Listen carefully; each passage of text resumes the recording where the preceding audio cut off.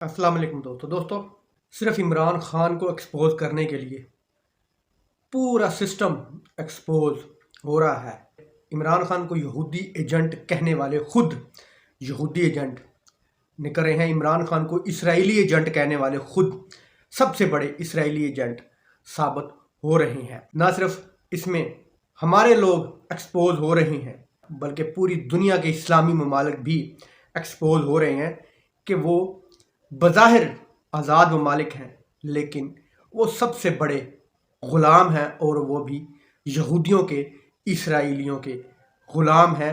یہ آج پوری دنیا دیکھ رہی ہے کہ مسلمان کس طرف کھڑا ہے، مسلمان یہودیوں کی طرف کھڑا ہے یا مسلمانوں کی طرف، فلسطین کی طرف کھڑا ہے۔ یہ پوری دنیا کی نظریں اب اس چیز پر ہیں، حالانکہ وہ بیچارے فلسطینی ابھی بھی اس امید پر بیٹھے ہیں کہ ہمارے اسلامی ممالک بھائی آئیں گے اپنے جنگی طیارے لے کر اور یہودیوں پر حملہ کریں گے اور ہمیں ان کے ظلم سے بچائیں گے۔ لیکن آج چھٹا دن ہے، کوئی اسلامی ملک نہیں پہنچا۔ جو اسرائیل کے ساتھ کھڑے ہیں انہوں نے کھلے عام اعلان کر دیا، انڈیا نے کر دیا، فرانس نے کر دیا، پیرس نے کر دیا، انگلینڈ نے کر دیا، انہوں نے اسرائیل کی حمایت کی۔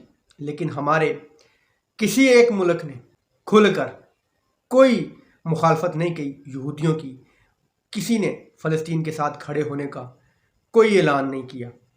آج پاکستان میں لوگوں کو احتجاج کرنے سے بھی روک دیا گیا، پھر کہتے ہیں کہ ہم ایک آزاد ملک ہیں۔ ہمارے ملک کا نام آزاد اسلامی جمہوریہ پاکستان ہے، اور اس اسلامی جمہوریہ پاکستان میں اپنے مسلمان بھائیوں کے لیے آواز اٹھانا جرم بن گیا ہے۔ آج لاہور میں لوگوں نے احتجاج کرنا تھا فلسطین کے حق میں، لیکن کچھ اسرائیلیوں نے، کچھ یہودیوں نے جن کے قبضے میں ہمارا ملک ہے، انہوں نے منع کر دیا۔ پاکستانی اسرائیلی یہودیوں نے پاکستانی فلسطینیوں کو احتجاج کرنے سے منع کر دیا اور فلسطین کے حق میں احتجاج کرنے پر پابندی لگا دی۔ دوستو، یہ حالت ہے مسلمانوں کی۔ پچھلے 75 سالوں سے یہ بتایا جا رہا تھا، یہ پڑھایا جا رہا تھا کہ فلسطین پر یہودیوں کا قبضہ ہے اور باقی تمام اسلامی ممالک آزاد ہیں، لیکن آج پتہ چلا کہ صرف فلسطین ہی آزاد ہے، باقی تمام اسلامی ممالک پر یہودیوں کا قبضہ ہے۔ آج یہ بات بالکل عیاں ہو گئی ہے کہ صرف فلسطین ہی آزاد ہے، باقی تمام کے تمام اپنے ملک کو آزاد ملک ہونے کا دعویٰ کرتے ہیں کہ وہ سب سے بڑے غلام ہیں اور یہودیوں کے غلام ہیں۔ آج پتہ چلا ایک ہی بندہ جس نے فلسطین پر آواز اٹھائی، اس کو یہودی ایجنٹوں نے آج جیل میں بند کیا ہوا ہے۔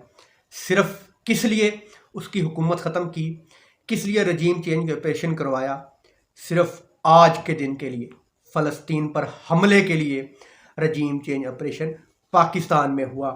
یہ آپ ڈاٹ کنیکٹ کر کے سوچیں، اسرائیل نے جو سوچ رکھا ہے، پاکستان میں جو رجیم چینج ہوا ہے، اس کے لنک آپ کو اسرائیل اور فلسطین کی جنگ سے ملیں گے۔ دوستو، امید ہے آپ کو یہ ویڈیو انفارمیٹیو لگی ہوگی۔